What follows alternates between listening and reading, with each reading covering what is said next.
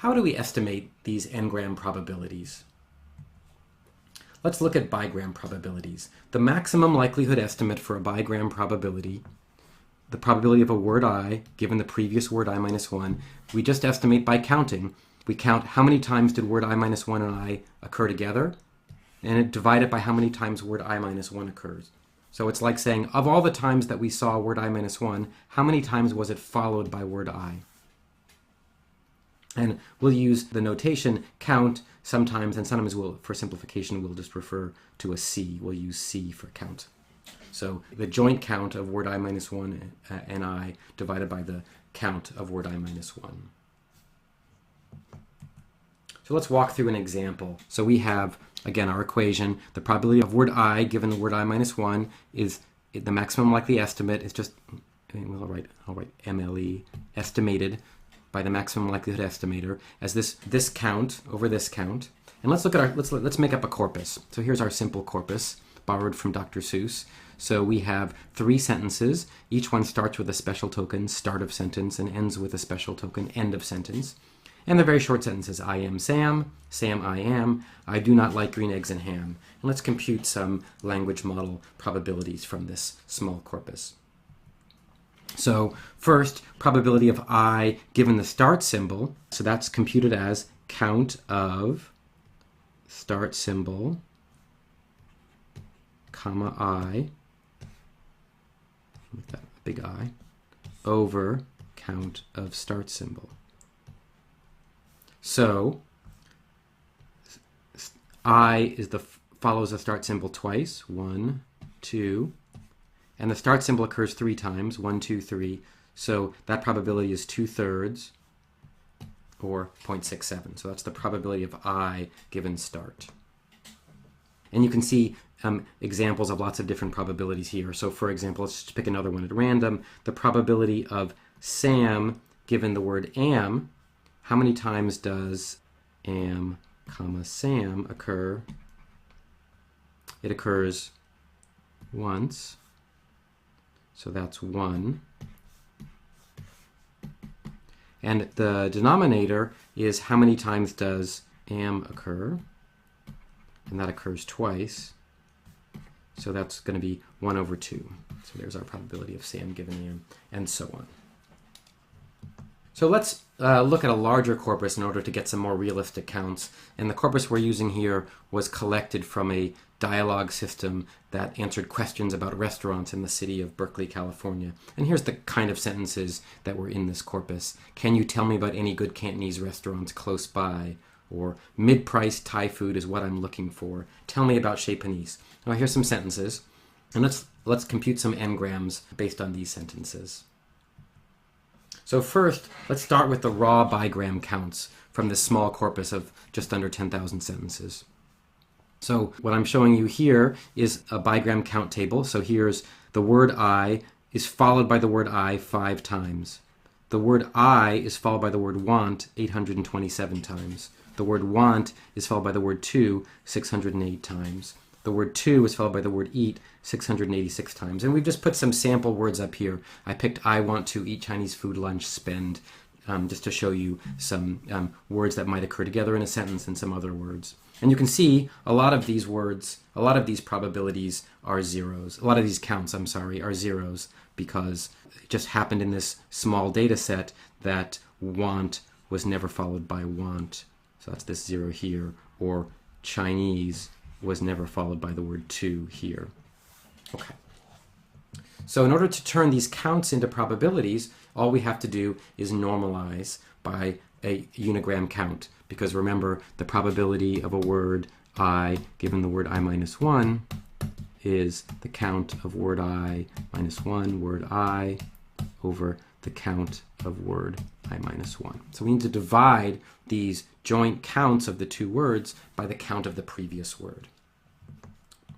Here's the unigram counts we're going to need to compute those probabilities. So here's the count of I, it's 2533. Here's the count of eat, it's 746. And using the equation, we can now compute the bigram probability, the probability, for example, of 2 given want. how likely, given that the previous word was want, that the next word is to, and it's pretty likely, for example, 0.66.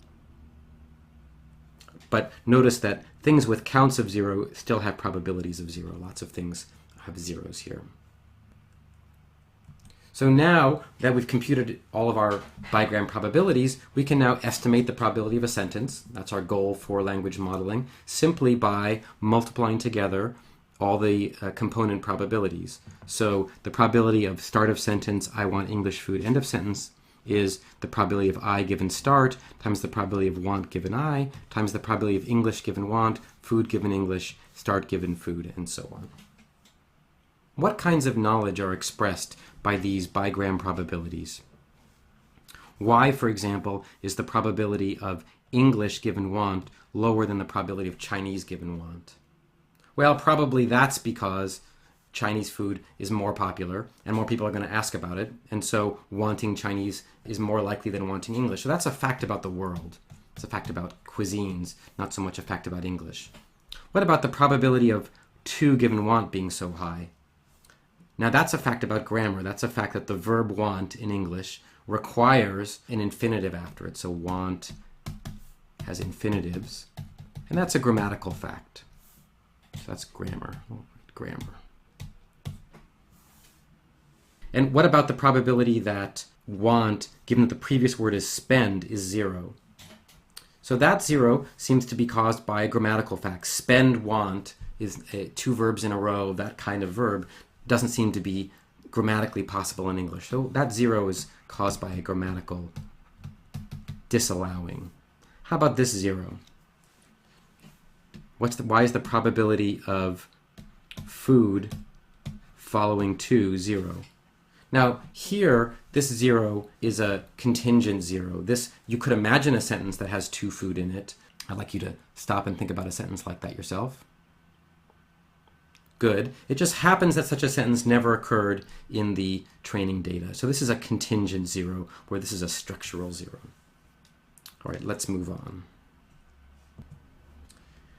In practice, we don't keep these probabilities in the form of probabilities. In fact, we keep them in the form of log probabilities. And there are two reasons for this. One is we can avoid underflow. If you think about it, if you have a very long sentence and you're multiplying together 20 or 30 or 40 little tiny probabilities, each of which is a very small number, less than 0, when you multiply so many small numbers, you get a very small number that often ends up with arithmetic underflow in the computation. And so we want to avoid this kind of underflow. And it turns out that adding is faster than multiplying anyway. So again, instead of multiplying 4 probabilities, we'll in general just add 4 log probabilities. And we're going to store our language models in logs.